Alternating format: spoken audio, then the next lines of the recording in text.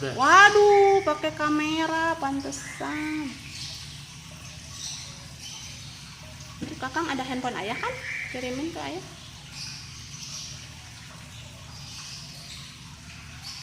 Ini mau diambil kan?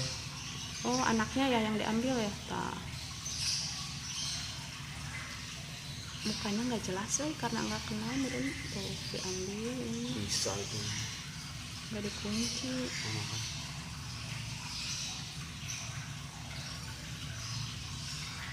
Wah, disisain satu tadi. Kerugiannya berapa juta? Nanti ditanya. 20 juta Pak. Enggak Pak, kalau kerugian mah nggak itulah. Ini yang penting orangnya nggak balik lagi. Takutnya aku balik lagi. Yang penting orangnya balikin burungnya gitu. Malah mungkin geus Kalau dijual bisa meureunnan kan. Kalau bisa potong tangan. Apa cuma Kang? Hah?